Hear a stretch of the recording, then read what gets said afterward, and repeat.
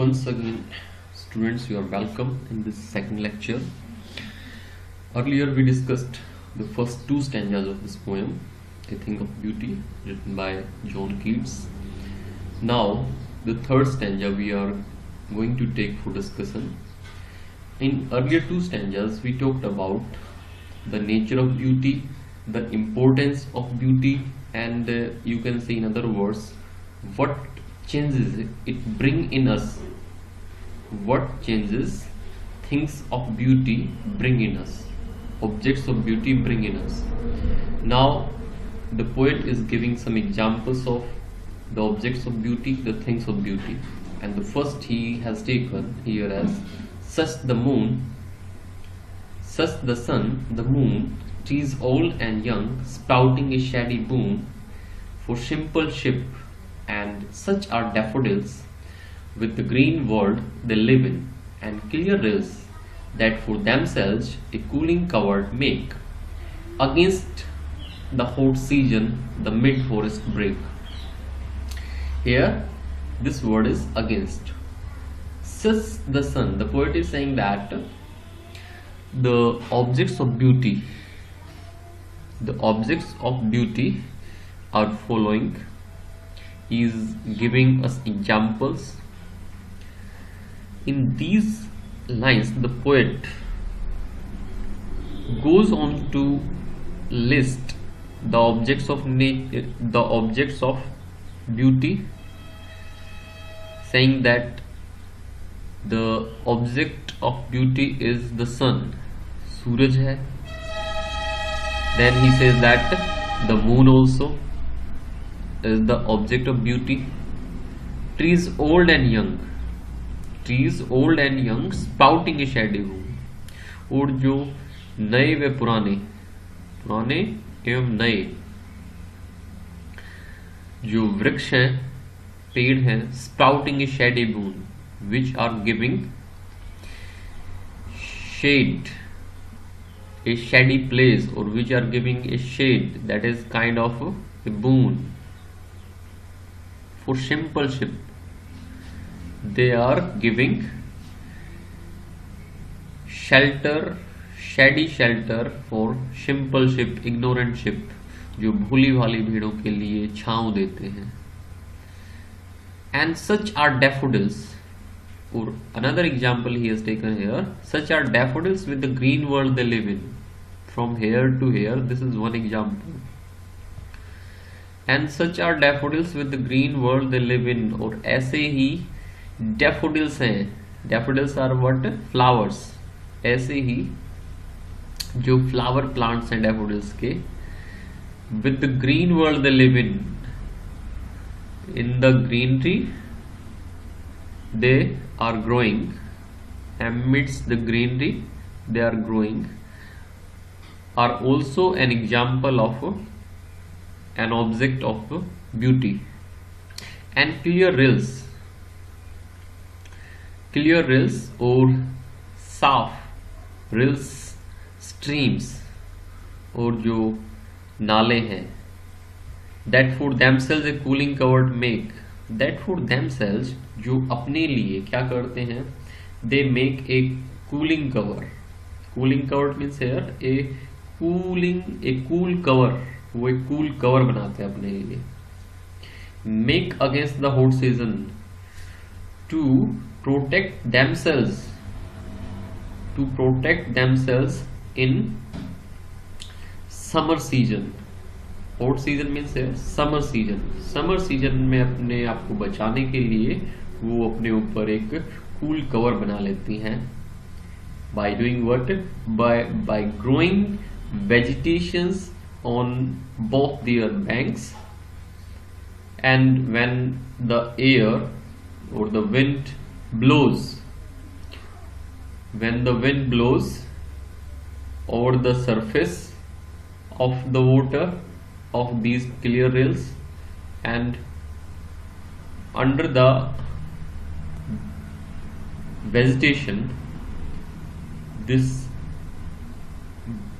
wind comes into the contact of water and it becomes cool. That's why it has been termed as what? a cool cover. The mid forest break. And another example he is saying here that in the middle of forest where break means here the place where bushes are densely growing. Bushes are densely growing. यहाँ पे छोटी छोटी जो झाड़ियाँ होती हैं वो densely growing हो रही हो, सघन मात्रा में उगी हुई हो. So break rich with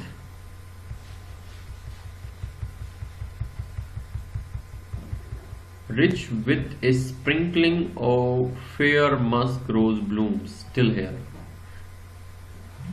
Amidst the mid forest break, rich with a sprinkling of fair musk rose blooms.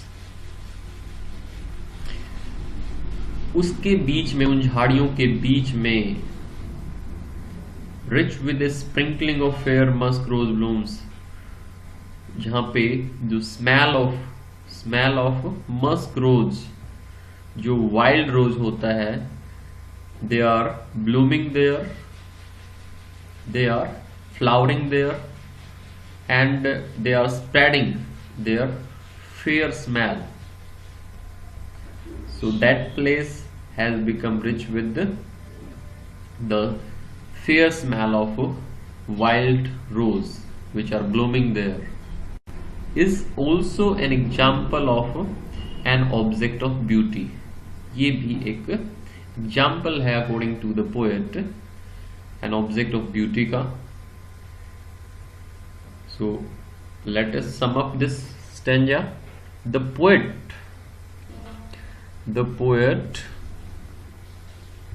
now goes on to list the objects of beauty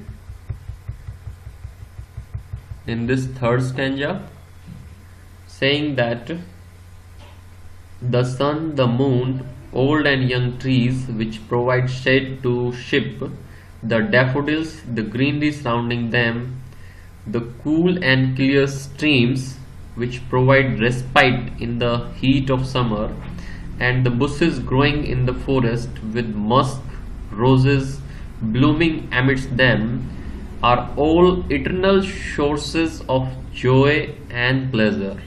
ये सारी चीज़ें जो सारी ब्यूटीफुल चीज़ें हैं, ये हमें joy and pleasure के sources हैं, स्रोत हैं हमारे लिए. Now move to the next stanza, that is the last stanza. Before we move to it, let us talk about the poetic devices, literary devices used in it. Alliteration, use of consonant sound at the start of two words which are close in series. In sprouting, shady, simple sip. In S in sprouting, shady, simple sip, and she in cooling cover. So here at two places we are able to see that there is use of alliteration.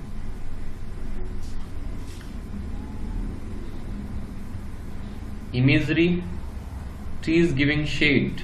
When we read such kind of account, a picture gets created in our mind. That's why there is imagery. Sprouting, shady, moon, growing process of daffodils has been given here. Daffodils with the green world they live in. You will see that where are these daffodils growing? They are growing among the greenery in a forest. Means daffodils flowers are surrounded by greenery or other trees. Clean river streams, clear rills, again creates a picture in our mind. Then antithesis we have used here, opposite words placed together, old and young, or we can say that this is an example of a oxymoron in where, not here but in Mighty Dad. Opposite words are there, Place together old and young.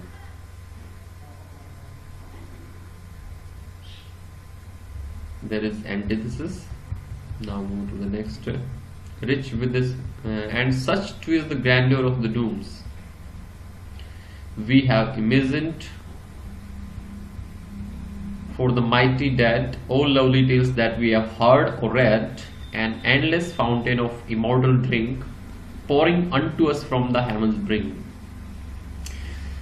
The list goes on in this stanza also, and such too means such object of beauty is also the grandeur of the dooms we have imagined for the mighty dead. जो reward day होता है, dooms day जिसको उसको बोला जाता है, when after getting died and staying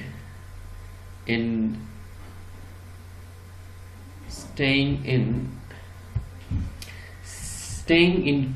coffin, one day God will take out all these dead person from these coffins where they are buried, and these souls will be rewarded. That will be judgment day. They will be rewarded for their good deeds, and those who did not do good deeds in their lifetime, they will be punished on that day. So such too is the grandeur of the dooms. That will means a splendor thing, that they will be splendid for. We have imagined for the mighty dead. Those mighty dead means refers to those persons, those ancestors, those brave ancestors, those heroic ancestors who did good deeds during their lifetime, either protecting their country or doing something else in the welfare of humanity. All these mighty persons, all these great persons will be rewarded on that judgment day. So that day for those people will be splendid. That is again an example of a beautiful thing. All lovely tales that we have heard or read. Next thing the poet is saying that whichever tales, whichever stories we have heard or we have read from books, they are also an example of a beautiful thing. An endless fountain of immortal drink. Now the poet is summing up. This poem by in these two lines, saying that whichever beautiful things we have discussed, which are present on this earth, they are like a never-ending fountain, shores of immortal drink that is consumed in heaven by gods and goddesses, and they derive great pleasure or joy from that. So these beautiful things, the presence of these beautiful things on this earth is like an endless and a never-ending source of immortal drink on this earth, and pouring unto us in the form of these beautiful things. These immortal drink is spilling from the heavens brings onto us. It is falling upon us, giving us endless joy and pleasure. Means जो ये सुंदर चीजें हैं, these are gifts of God, and God himself has given these things to us so that while living our lives on this earth, we can take pleasure, joy from them. We can derive pleasure or joy from them and complete our life here. Now let me explain it once again. The poet adds on further to his list. According to him, there is beauty even in death. There is beauty even in death. Grandeur of the tombs means he is saying there is beauty even in death.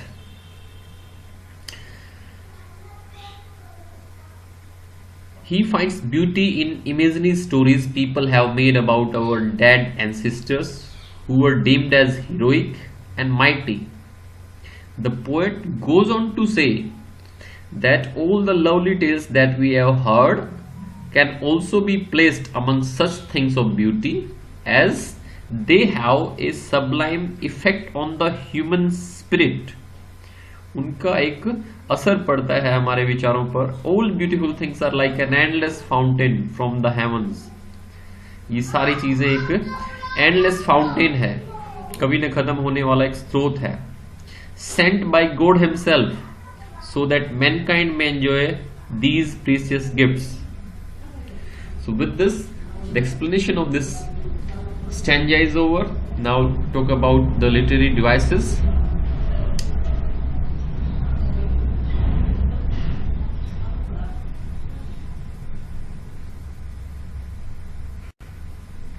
Alliteration, use of consonant sound at the start of two words which are close in series, as in have and heard. Metaphor, immortal drinks. Immortal drinks are nothing but this name has been given to beautiful objects of nature, are forever. Their nature is of what? They are forever, like a never-ending portion of a drink. That's why they have been compared to immortal drinks. The presence of beautiful objects of nature on this earth has been compared to immortal drinks. So metaphor there. Rhyme scheme we have here: forever, never, keep, sleep, dead, etc. Means rhyme scheme has been used in every stanza. Imagery means images, the poet has used some images. Bushes full of musk roses. Books describing valor of fighters, grandeur, mighty dead, God providing us with best things, pouring from the heavens bring. Pouring from the heavens bring means God providing us with best things. Grandeur, mighty dead means we have read valor of fighters in books. Sprinkling of fair musk rose blooms creates a picture of bushes full of musk roses. So imagery has been used here.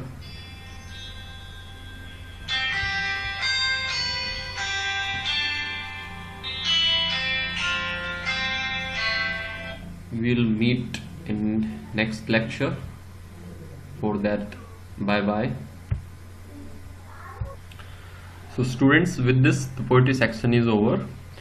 अब हम next lecture में लेंगे vistas and discuss the chapter one by one. Okay, bye bye.